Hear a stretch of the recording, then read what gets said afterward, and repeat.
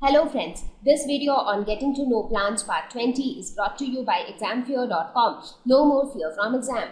So with this we have reached towards the end of this lesson. So we have spoken about the different parts of a plant. We spoke about stem, root, leaves and flowers. So let us quickly have a look at some of the questions. Question number 1. Correct the following statement and rewrite them in your notebook. So the first statement is stem absorbs water and minerals from the soil.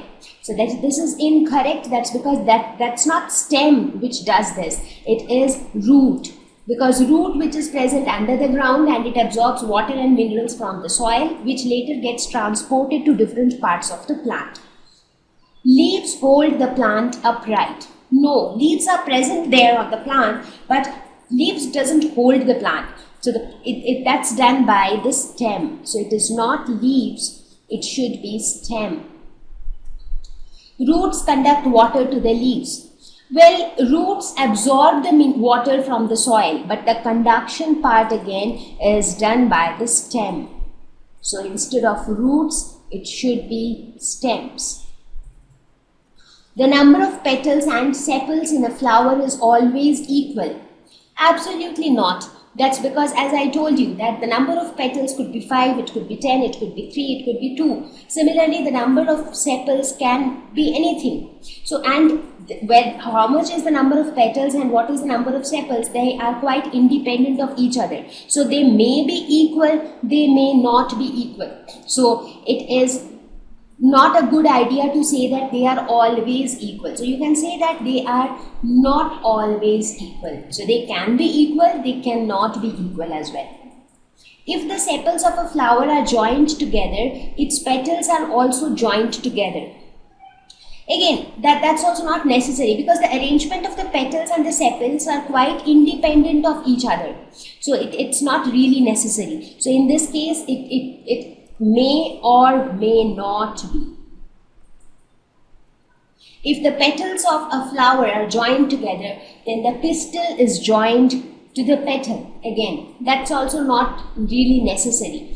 So here also it would be may or may not. Question number 2. What is the function of a stem in a plant? So the primary function of stem is to support the leaves, flowers and fruits. So as you can see in this plant, all the leaves, flowers and fruits, all of them are being held in their place because of this stem.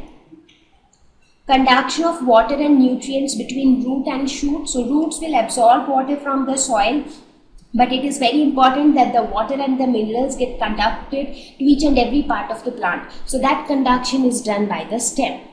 So these are the two main primary functions of stems. However, in certain plants, stems are also modified to form some special structures, to perform special functions like storage of food or provide mechanical support to the plant, etc. Which of the following leaves have reticulate venation? Now, what is reticulate venation? In this type of venation, you have one primary vein and from there you have network of veins arising in this fashion. So that's the reticulate venation. So wheat. So when you look at wheat, it has a parallel venation.